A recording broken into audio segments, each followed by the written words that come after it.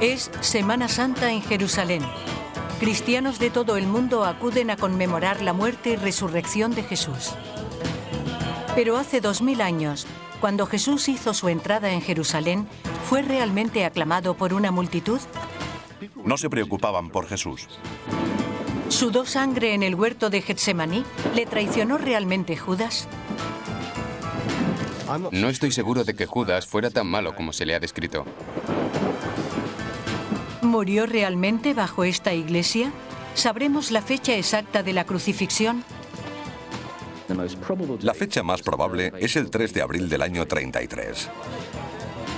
Descubramos la verdad de la mayor celebración cristiana en la tierra donde empezó la Semana Santa. El origen de la Semana Santa.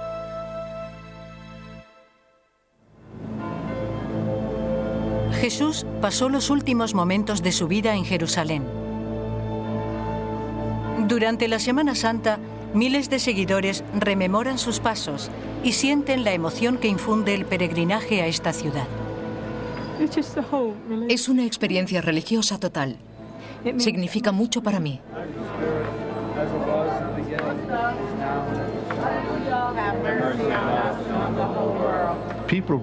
La gente quiere saber que su fe, sus creencias, están basadas en la realidad. Y siente que puede entrar en contacto con Dios en el lugar que nació y rezó Jesús. No pueden acercarse más a Dios que visitando el lugar donde creen que ocurrió la pasión, donde Jesús murió y resucitó por sus pecados. Una historia que comenzó hace 2000 años en la orilla oriental del Mediterráneo. La zona que comprende el moderno Israel estaba bajo dominio romano. Jerusalén era el centro político y económico de la región. Pero Jesús empezó a tener importancia en el norte, cerca del mar de Galilea.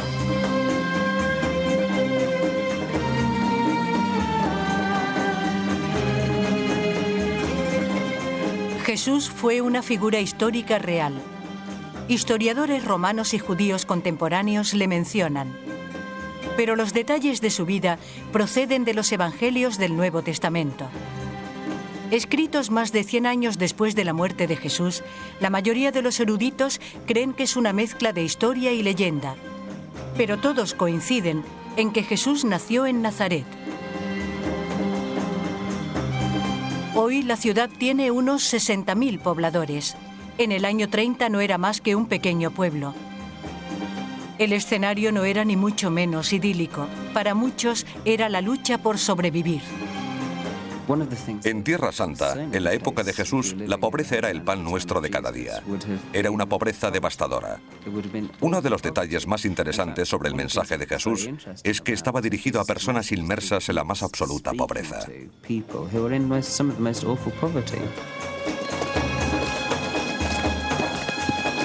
Los necesitados buscaban la salvación en profetas y figuras salvadoras. Gracias a otras fuentes, sabemos que hubo muchos predicadores y maestros del estilo de Jesús, pero no tuvieron la importancia histórica que él alcanzó.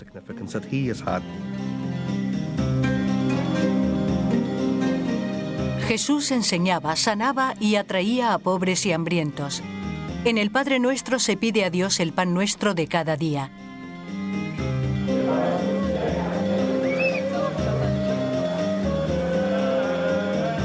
Hoy sigue teniendo muchos seguidores, pero ¿qué hizo a Jesús de Nazaret ir a Jerusalén, como dice la historia? Para mí, el ministerio de Jesús en Galilea fue un fracaso. Reclutó a unos discípulos, 12 según nos han dicho, además de unas cuantas mujeres, pero nadie le entendió. Creo que fue a Jerusalén en busca de un público nuevo que pudiera entender su mensaje.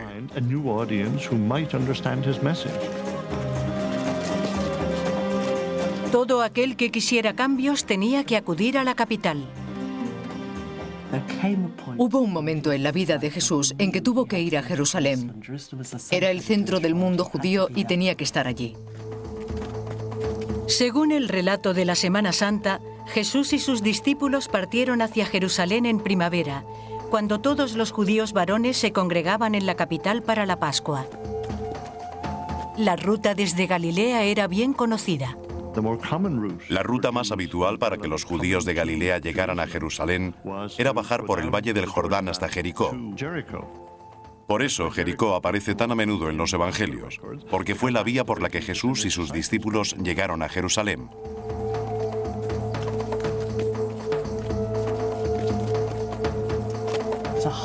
Es un duro camino a través de un país muy árido.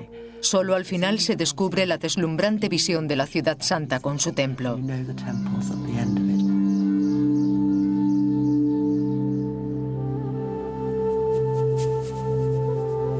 El epicentro de Jerusalén era el Monte del Templo. Hoy es el emplazamiento de la Cúpula de la Roca, sagrada para el Islam por ser el lugar desde donde el profeta Mahoma subió a los cielos. Hace 2000 años fue el enclave del templo judío. Todo lo que queda es el Muro de las Lamentaciones, el lugar más importante del judaísmo moderno.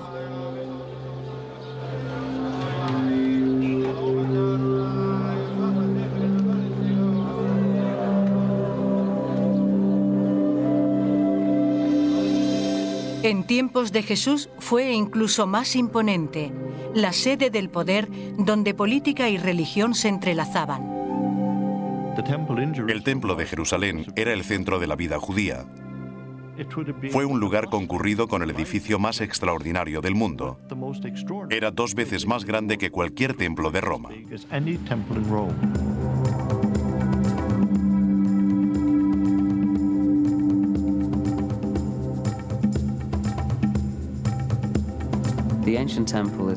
El templo antiguo era una combinación de mercado, lugar religioso y matadero. Por allí pasaban un gran número de animales, porque el puntal de la fe judía era el sacrificio. Gracias a la arqueología sabemos que el antiguo templo de Jerusalén tenía un fantástico alcantarillado.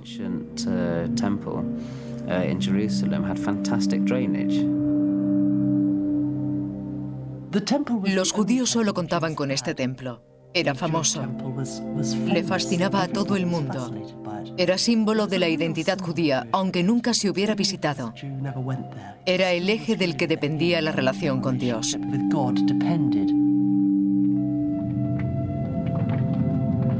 Pero en tiempos de Jesús, el templo estaba en peligro.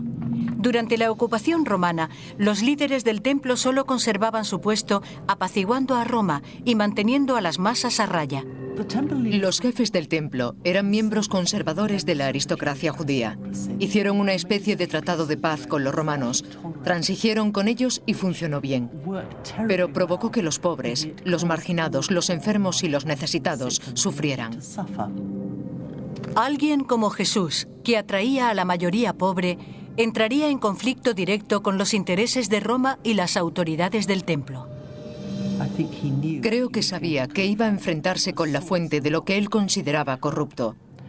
El modo en que dirigían y administraban el templo personas que no llevaban el bien en su corazón.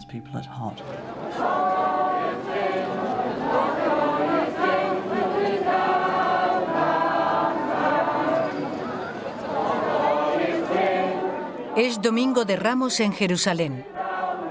Todos los años, decenas de miles de peregrinos cristianos llegan hasta aquí para recordar los pasos de su Mesías.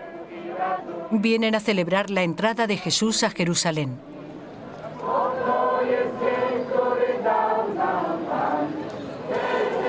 La mayoría de los cristianos creen que Jesús llegó a Jerusalén para enfrentarse a las autoridades del templo. Si fue así, la Pascua era una época del año arriesgada para hacerlo. La tensión crecía porque judíos de todo el mundo llegaban para celebrar su libertad de la esclavitud de Egipto. En tiempos de Jesús, la Pascua en Jerusalén era un momento extraordinario. Era una ciudad sofocante, agitada, ruidosa, convulsa. La Pascua les recordaba a los judíos que habían sido esclavos, que habían sido un pueblo oprimido. Era una fiesta de liberación. Las pasiones se inflamaban. Era un tiempo peligroso para estar en Jerusalén. 2000 años después, el Muro de las Lamentaciones está lleno de gente. Hoy, la Pascua sigue siendo una época mágica para vivirla en Jerusalén. Pero para los cristianos, el atractivo es la celebración de la Semana Santa. La procesión del Domingo de Ramos comienza fuera de las murallas de Jerusalén, porque el propio Jesús no se alojó en la ciudad. Según los evangelios, se quedó a 3 kilómetros, en Betania. Jesús no pudo permitirse vivir en la ciudad. Cuando llegaban los peregrinos de todas partes del mundo, los precios subían como la espuma. Jesús se quedó en Betania, en casa de Marta, María y Lázaro.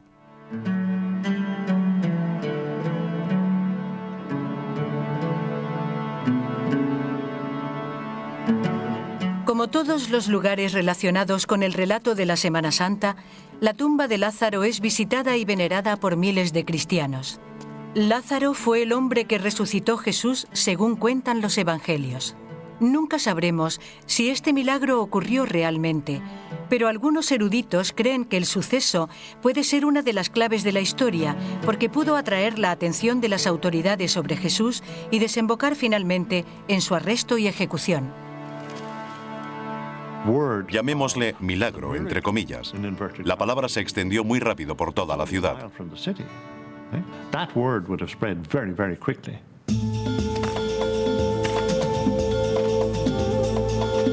Según la tradición cristiana, Jesús abandonó la casa de Lázaro y llegó a Betfagé, muy cerca de Jerusalén. Dicen que allí usó una roca para montar un asno y entrar en la ciudad. En 1876 se construyó un monasterio. Durante la construcción se encontró una roca venerada desde entonces. Pero 2000 años después de la entrada de Jesús, muchos historiadores sospechan del hallazgo. La piedra es mucho más grande que el asno. Podría haber sido apropiada para que un cruzado montara su corcel, pero no para montar un burro. Pero los evangelistas coinciden en que Jesús entró en Jerusalén a lomos de un asno. De ese modo cumplen con una antigua profecía que proclamaba la llegada del Mesías, un nuevo rey de los judíos. Quizá esas profecías influyeron en Jesús y él se limitó a asumirlas.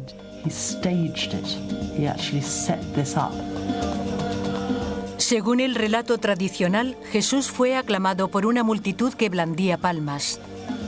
El Antiguo Testamento está lleno de profecías que los escritores supusieron que ayudarían a la gente a reconocer al Mesías. Montar un asno era una de ellas.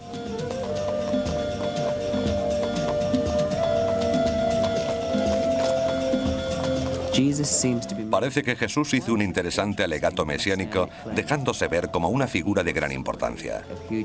Estaba profetizado en el Antiguo Testamento. Era un rey que entraba en Jerusalén montado a lomos de un burro. Era una figura extraña, un campesino, una persona sencilla, no muy bien vestida, con acento del norte. Interpretaba una antigua profecía de manera ridícula, montando un burro. Hoy, los peregrinos del Domingo de Ramos ocupan las estrechas calles de Jerusalén. Algunos eruditos creen que hace 2000 años la multitud pudo haber alertado a las autoridades de que Jesús podría representar una amenaza a su poder. Otros ponen en duda que supieran de antemano su simbólico acto. Si Jesús entró en Jerusalén a lomos de un burro, la reacción de la gente habría sido nula, porque en esa época decenas de personas llegaban así a Jerusalén. Había mucha gente que llegaba de los pueblos con comida para rezar en el templo. En Pascua la gente estaba demasiado ocupada para preocuparse de Jesús.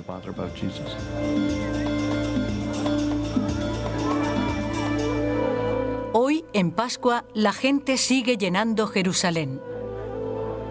Hace 2000 años, la mayoría acudía para hacer sacrificios de animales en el templo. En Pascua el templo era una locura. Se calcula que la población de Jerusalén, con todos sus peregrinos, alcanzaba la cifra de 150.000 personas.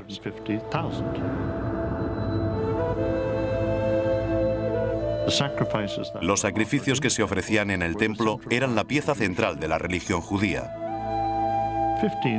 Sacrificaban de 15 a 25.000 corderos el mismo día. La forma de sacrificarlos era degollándolos y dejando que se desangraran. Los sacerdotes debían cubrirse de sangre hasta la cintura. Jesús se indignó ante el modo en que se administraba el templo. No por los sacrificios, sino por el impuesto de medio shekel que excluía a los pobres. El pago había de hacerse con monedas de plata, solo disponibles en los cambistas del templo, que se quedaban con una parte de cada transacción. Los judíos se veían obligados a cambiar monedas judías por monedas paganas, porque las autoridades del templo querían plata auténtica. Eso era una gran ofensa. Las autoridades del templo bajo control romano eran corruptas y ya no actuaban en beneficio del pueblo. Jesús vio que el concepto del templo se había degradado, se había corrompido. Creyó que Dios pensaría que el templo estaba haciendo más mal que bien y decidió hacerlo desaparecer.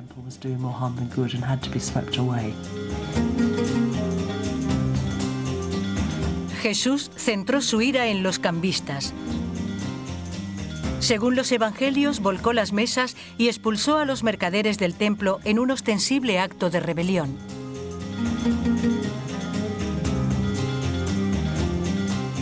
Caifás era el sumo sacerdote de la época. Caifás lo habría interpretado como un ataque a la estructura. Pensó que había que tomar medidas contra esa amenaza potencial. Tomar medidas significaría su ejecución. ¿Pero conocería Jesús las consecuencias directas de sus actos? Los eruditos están muy divididos respecto a si Jesús previó su muerte. Si pensó que su visita a Jerusalén sería el final. Yo creo que lo sabía. Sabía que su muerte era parte de la misión. Dios quería que se sacrificara. Se presentó de tal forma que no pareciera un peligro para el orden público, porque sabía que le acusarían de eso.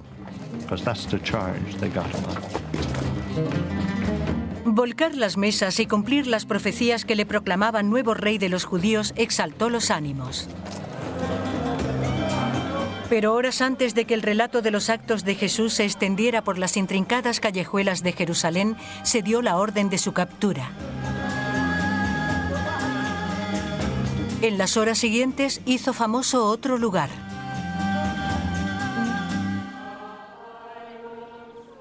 La iglesia del cenáculo domina el horizonte del monte Sión.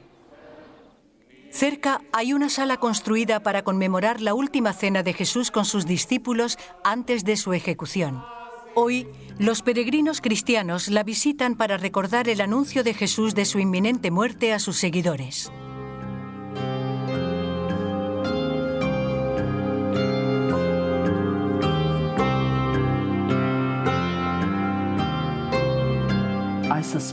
Debió ser una cena muy tensa. Sabían que las cosas iban a tomar tintes dramáticos. Esperaban que la entrada en Jerusalén fuera el comienzo de un momento en que Dios reivindicara a Jesús, le convirtiera en rey y los romanos le aceptaran sin más. Pero esa esperanza había empezado a desvanecerse. Estaban tensos y nerviosos. No sabían qué iba a ocurrir a continuación. Tenían miedo. En Betania estaban muy cerca del desierto. Podrían haber huido en cualquier momento. Ahora estaban en una ciudad y si alguien estaba interesado en atraparlos, lo tenía muy fácil. Pensando que su muerte estaba cerca, Jesús instituyó un ritual de celebración de su vida. Beber vino y comer pan se convirtieron en símbolos de conmemoración.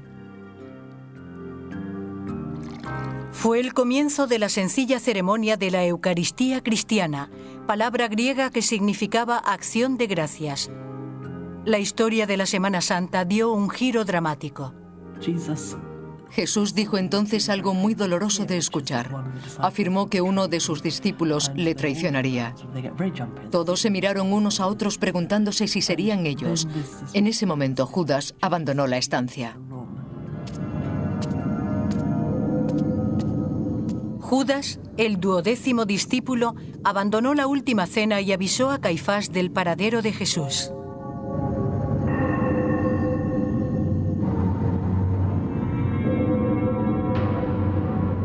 Según el Evangelio de San Mateo, consiguió 30 piezas de plata por la información. La emoción del relato de la última cena es demasiado dura de soportar para algunos peregrinos.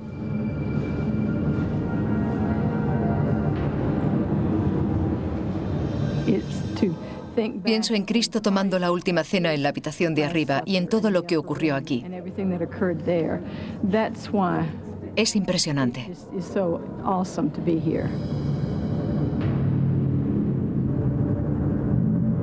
Después de la última cena, Jesús y sus discípulos salieron de la ciudad bajo la luna llena de Pascua por el camino de Betania al Monte de los Olivos. Para llegar hasta allí cruzaron el Valle de Cedrón. El Valle de Cedrón es el valle que separa la ciudad de Jerusalén del Monte de los Olivos. Ahora es un gran cementerio, y ya lo era en tiempos de Jesús.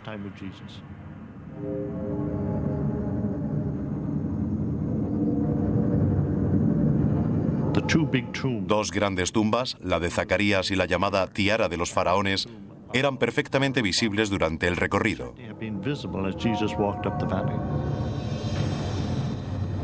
La visión de esas tumbas brillando a la luz de la luna le hizo darse cuenta de que su muerte estaba muy próxima, y le entró pánico.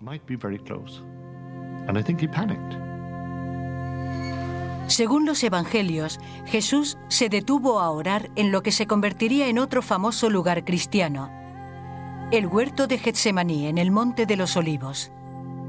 Los retorcidos olivos son un vínculo con el pasado. Algunos tienen más de 2000 años. Hoy son cuidados por los frailes franciscanos.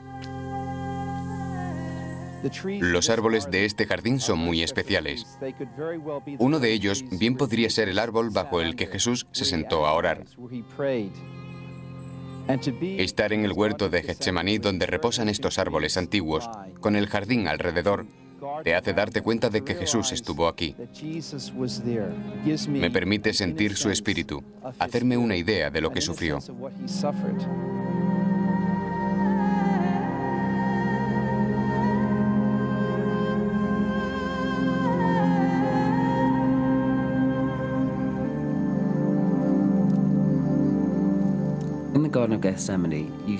En el huerto de Getsemaní, Jesús se dio cuenta de que se enfrentaba a una muerte segura.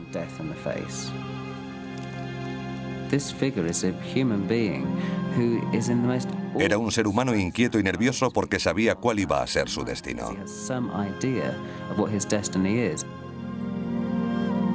En el Evangelio de San Lucas se afirma que Jesús estaba tan nervioso que sudó sangre. ¿Pero es una parte simbólica de la Semana Santa o pudo haber ocurrido realmente? Sabemos que es algo que puede ocurrir. En casos extremos de estrés y miedo, la piel puede exudar sangre. Ha ocurrido en casos de presos en el corredor de la muerte. Pero Jesús seguía siendo libre. ¿Podría haber evitado su arresto si hubiera querido? No le habrían cogido. Las autoridades tendrían que haberle perseguido desde la ciudad y él les hubiera llevado ventaja.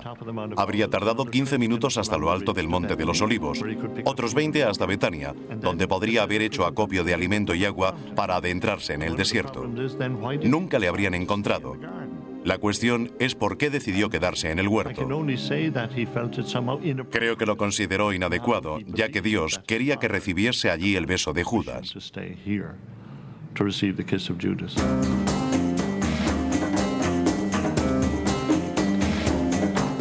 Los evangelios dicen que Judas guió a los soldados desde la ciudad a Getsemaní para prender a Jesús y que le traicionó con un beso. Pero ¿cuál es el significado del beso en la historia?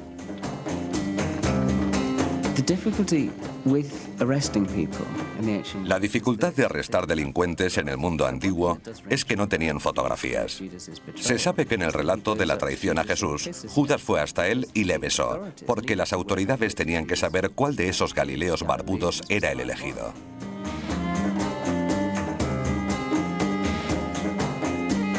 Judas había sido el traidor, pero puede que su papel en la historia se haya distorsionado. No estoy tan seguro de que Judas fuera tan malo como se le describe. Algunas personas afirman que Judas fue el único que entendió realmente lo que iba a ocurrir y que tenía miedo de que Jesús de Nazaret terminara muriendo.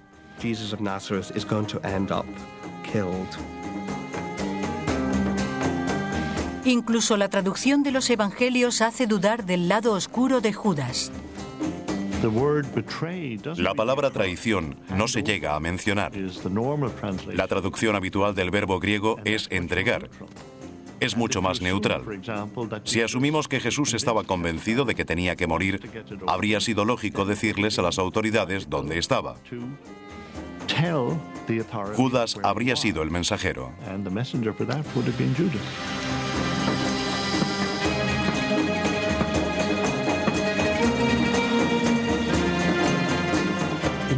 Hay una reciente teoría que dice que cuando fue a hablar con los dirigentes del templo, intentó establecer un último acuerdo entre Jesús y sus oponentes. Esta tarea le habría sido encomendada por el propio Jesús. Más que traidor, fue un intermediario. Esa fue la razón de que finalmente desapareciera y se suicidara, como nos cuentan los evangelios, porque no lo había logrado. En vez de hacer un trato, Jesús fue arrestado y llevado ante Caifás, el sumo sacerdote. Y después ante el gobernador romano Poncio Pilatos, para ser juzgado. Jesús terminaría en una cruz y Judas colgado de su propia soga.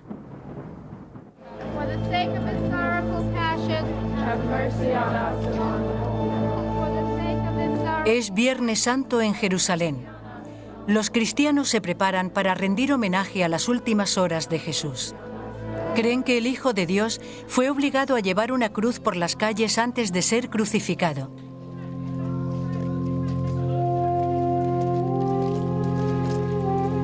Pero, ¿por qué fue condenado a muerte?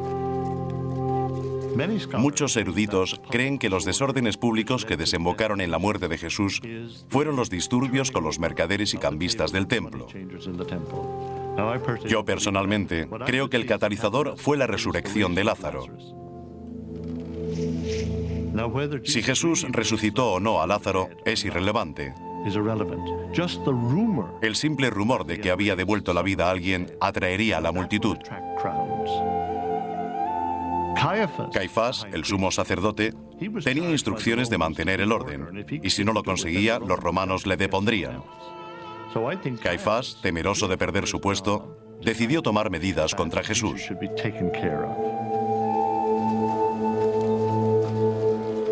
Pero las autoridades judías no tenían poder para ejecutar bajo el protectorado romano. Según el relato tradicional, entregaron a Jesús a Poncio Pilatos, el gobernador romano. Los romanos crucificaban a la gente como un elemento disuasorio. La crucifixión era una muerte terrible, espantosa. Uno de los mejores modos de mantener a la multitud a raya era crucificar a todo aquel que pudiera soliviantar a las masas y amenazar al poder. Las ejecuciones eran normales bajo el gobierno romano. Solían acabar incluso con los más pequeños levantamientos. En ese siglo crucificaron a muchas personas. Jesús no fue el único.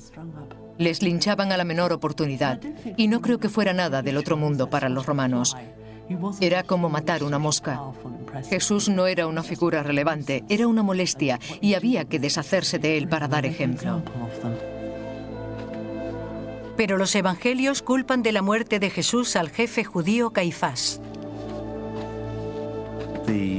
Las autoridades romanas y judías estaban tan de acuerdo que es difícil dilucidar quién tuvo la última palabra en el juicio.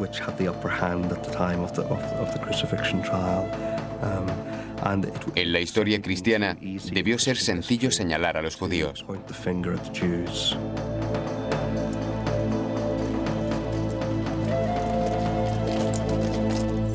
Puede que los evangelios señalaran a Caifás para humanizar a Pilatos y hacer a la emergente religión cristiana menos ofensiva para la Roma pagana. Incluso dicen que Pilatos fue lo bastante generoso como para dar a elegir a los judíos entre salvar a Jesús o a un bandido llamado Barrabás. Pero ¿hay algo que sustente esta benévola descripción del gobernador romano? Desgraciadamente, los historiadores romanos nos cuentan una historia muy diferente. Hablan de un gobernador despiadado, incompetente y corrupto, tan digno de lástima, que terminó muriendo de manera miserable en el exilio. No creo que Pilatos tuviera ningún interés especial en liberar a Barrabás.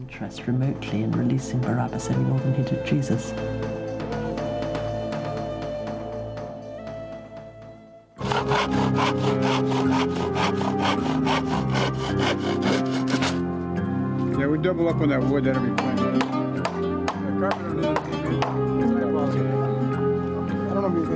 Peregrinos de todo el mundo acuden a Jerusalén para recrear los últimos momentos de la vida de Jesús. Algunos se visten y participan en el drama con cascos, espadas y sangre de mentira. Solía representar a uno de los soldados romanos, pero uno de los ministros se casó y se mudó a otra iglesia. Me llamaron para sustituirle y acepté. Amo a Dios y disfruto haciéndolo. Para mí es un gran privilegio, es sobrecogedor. ¿No eres rey? ¿Quién eres? ¿El rey de los judíos? Mentiroso.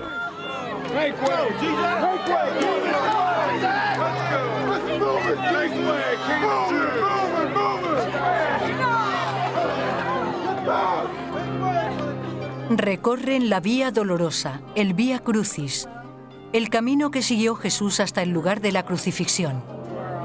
A 2 metros bajo la actual Vía Dolorosa está el pavimento original de la ciudad en tiempos de Jesús. En cada piedra que tocas se siente la presencia de Jesús.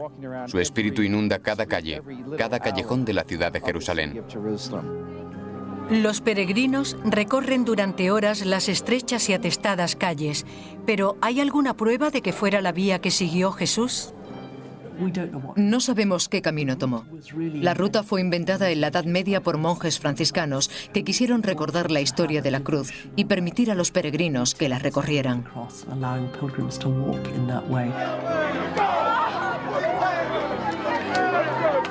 ¿Cargó Jesús con su propia cruz? Era normal que los reos que iban a ser crucificados cargaran con la cruz. No era extraño. Los evangelios nos ofrecen un conmovedor detalle con tintes de precisión histórica. Parece ser que la carga era demasiado pesada para él. No podía con ella. Por eso recibió la ayuda de un transeúnte que cargó un rato con la cruz.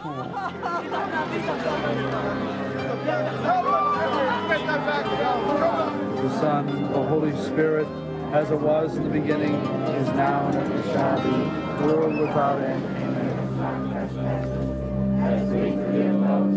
Amen. A lo largo de la Vía Dolorosa, los peregrinos se detienen en las estaciones, lugares de gran importancia en el recorrido de Jesús hasta su muerte. En la ruta actual hay 14 estaciones. Su emplazamiento no tiene base histórica alguna, y algunos de los sucesos, como el de la Verónica enjugando el rostro de Jesús, tampoco tiene base en los evangelios.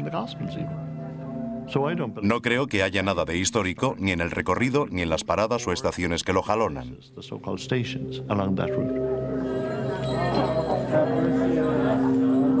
Pero para muchos peregrinos lo que importa es su fe en la historia. Pisar por donde pisó mi Salvador, aunque no sea exactamente la misma ruta, estar donde Él estuvo y recorrer el camino es un privilegio. La emoción que siento es sobrecogedora.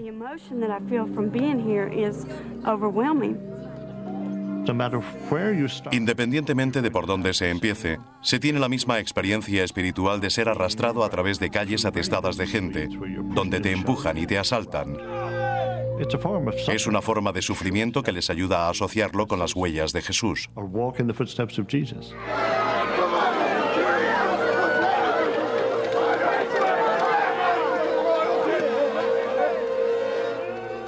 La gente necesita hacer viajes. Para la mayoría de los cristianos del mundo se trata de viajes internos. Para los que han visitado Tierra Santa es un viaje físico que rememora la historia. Importa más el relato que la historia en sí misma.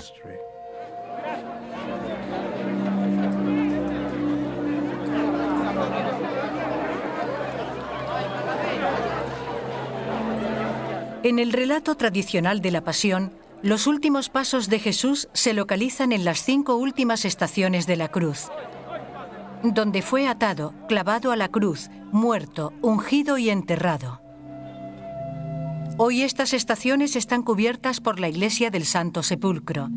A diferencia de otras estaciones, la mayoría de los historiadores coinciden en que es el auténtico emplazamiento de los acontecimientos.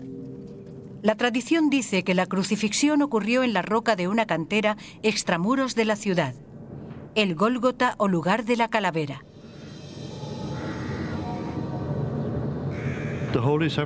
El Santo Sepulcro está construido sobre la cantera en la que fue ejecutado Jesús. No hay duda, ni histórica ni arqueológicamente. En tiempos de Jesús, estaba a las afueras de la ciudad. Había cuevas que se usaban como tumbas, y en el lado oriental hay un lugar que coincide perfectamente con el Gólgota.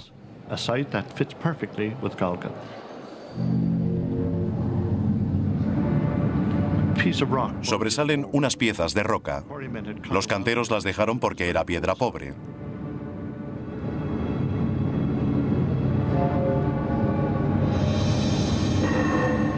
Puede que se vean formas de cráneos. Las grietas indicarían los lugares en los que se clavaron las cruces.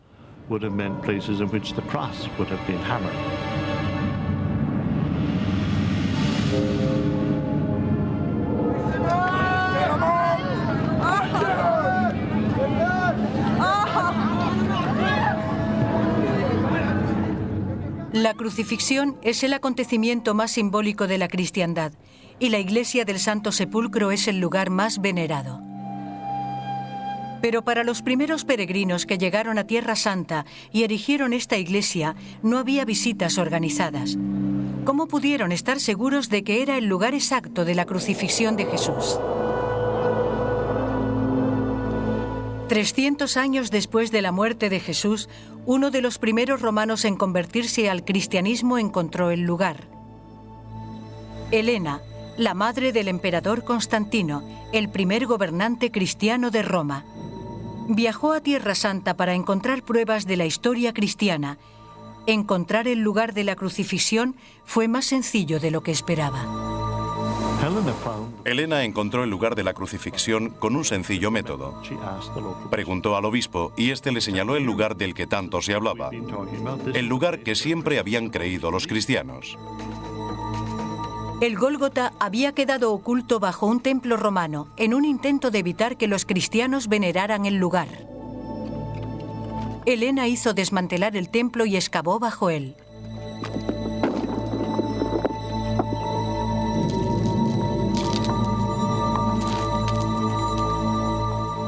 La leyenda dice que encontró los restos de una cruz de madera que terminó de convencerla de que era el Calvario, el lugar exacto de la crucifixión.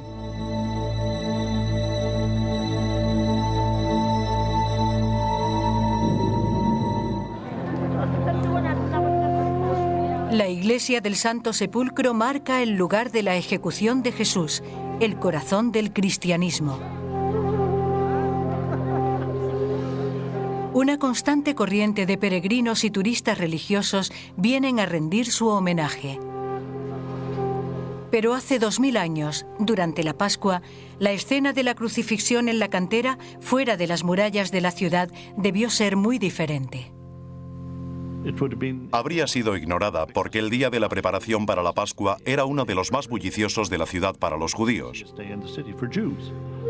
Probablemente fue un momento de gran soledad, en una pequeña colina a las afueras del lado norte de la muralla, en una cantera, con discípulos, especialmente mujeres, mirando desde lejos.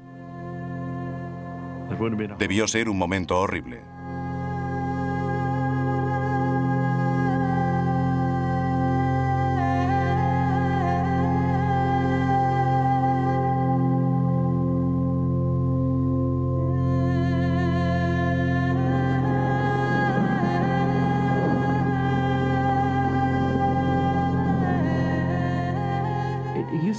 Se cree que murió de asfixia. El peso de su cuerpo colgando de la cruz le llevó a un estado de incapacidad para respirar. Hay una teoría más reciente que dice que murió por la tremenda pérdida de sangre provocada por las torturas a las que le sometieron y por las heridas en manos y tobillos causadas por los clavos. Pero sí sabemos que murió antes que los ladrones que crucificaron con él, porque cuando los soldados romanos llegaron para rematarle, Jesús ya estaba muerto.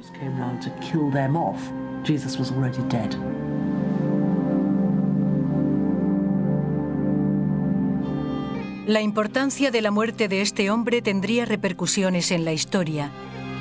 Pero ¿es posible usar la ciencia para fechar con precisión un acontecimiento que conmueve a tantas personas? Sabemos que Jesús fue crucificado en Pascua, en viernes. Fue crucificado cuando Poncio Pilato fue procurador de Judea del 26 al 36 de nuestra era. Podemos reconstruir el primer siglo del calendario judío. La fecha que coincide con estos tres criterios fue el 3 de abril del año 33. Muchos, incluido el Papa, lo aceptan como la fecha más probable de la crucifixión.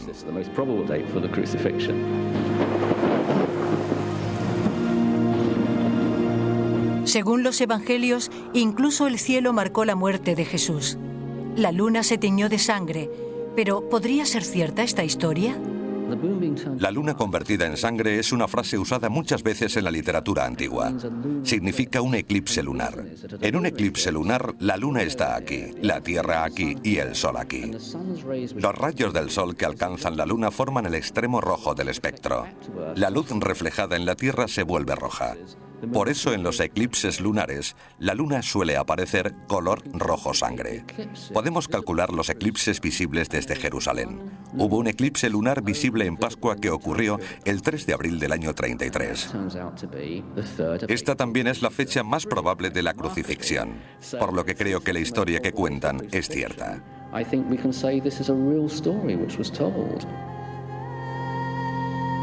En la historia de la Pasión, la luna se volvió roja como símbolo de la ira de Dios.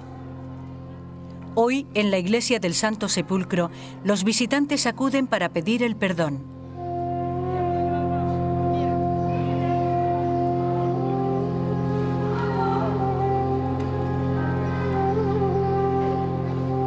Algunos vierten agua sobre la piedra donde creen que ungieron el cuerpo muerto de Jesús y lo envolvieron en un sudario.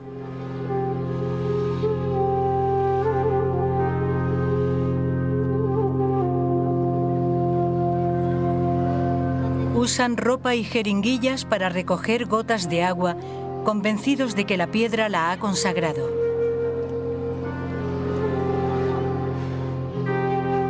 Los evangelios dicen que el cuerpo de Jesús fue depositado en una cueva cercana que sirvió de tumba. Bajo la cúpula principal de la iglesia del Santo Sepulcro hay una estructura muy ornamentada. Es la tumba de Jesús, construida sobre la cueva donde se cree que fue enterrado Jesús.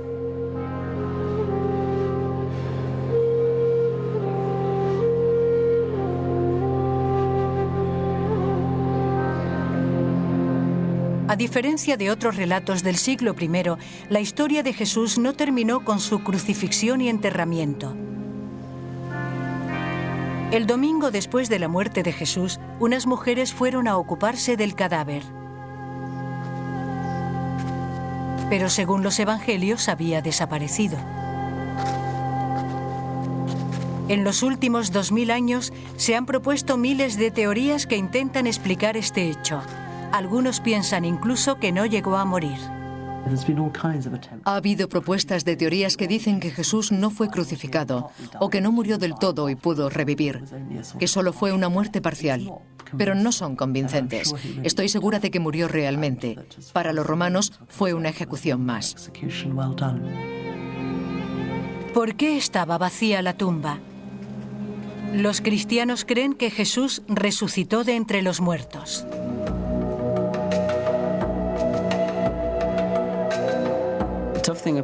Lo más difícil de la resurrección es intentar darle sentido desde un punto de vista moderno y científico. Pero no se puede. Lo único que podemos hacer es confirmar los datos que tenemos. Jesús murió, fue enterrado, y la gente le vio o creyó verle porque hubo apariciones.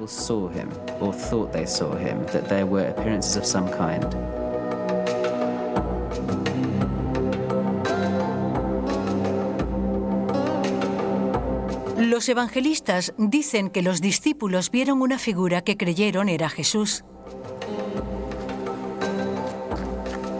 Pero los afligidos suelen imaginar haber visto o escuchado a sus seres queridos.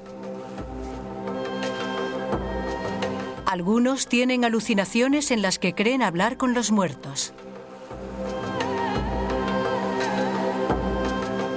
Pero los eruditos cristianos dudan que los discípulos arriesgaran sus vidas por difundir la palabra de Dios sin creer en algo real.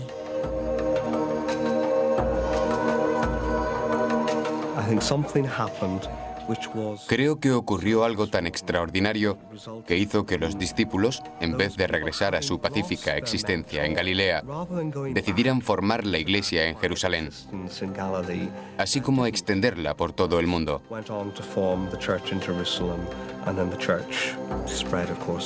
Ocurrió algo que no puede explicarse con simples alucinaciones. No puede explicarse con las reacciones de dolor.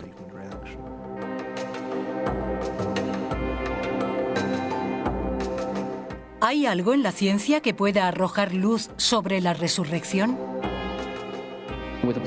Con el conocimiento científico actual no podemos explicarla. Puede que nunca sea posible. Por eso debemos pensar que la resurrección es algo en lo que se cree por la fe. Si Jesús fue el Hijo de Dios y la muerte no pudo con él, la resurrección ocurrió porque Jesús era el Hijo de Dios.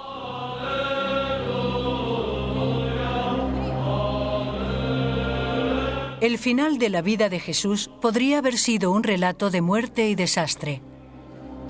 Pero la creencia de los discípulos en su resurrección lo transformó en una historia de esperanza. Hoy, los feligreses visitan el lugar donde creen que Jesús regresó de entre los muertos. Un milagroso clímax para la historia de la pasión y catalizador de la explosión del cristianismo.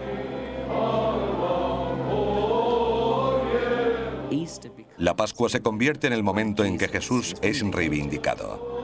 De repente, todas las cosas que parecían un desastre, que parecían ir mal, se convierten en parte del plan de Dios.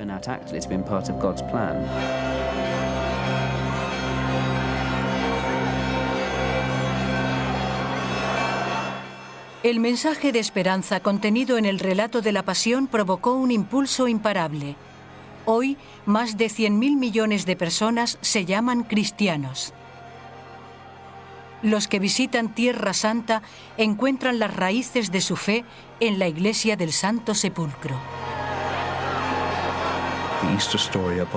El relato de la pasión es una historia de esperanza respaldada por muchos. Nos obliga a pensar en la vida y en la muerte, y en lo que hay más allá. Al final, nos quedamos con muchas preguntas sin respuesta. Pero en cierto sentido yo diría que la resurrección es la gran pregunta sobre la existencia.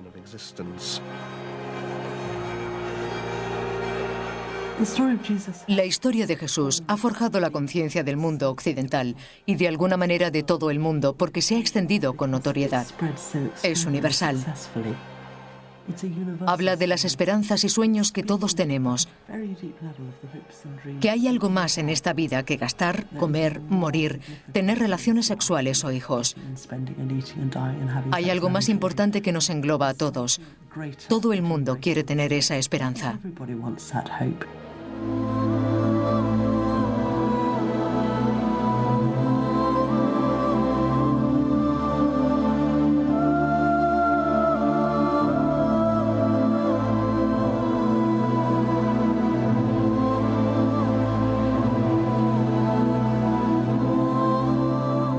Es Semana Santa en Jerusalén. Para la comunidad cristiana es la semana más importante del año. La creencia de tantos continúa afirmando el poder de una ciudad donde la muerte de un hombre dio vida al cristianismo. Todo empezó aquí, en Tierra Santa.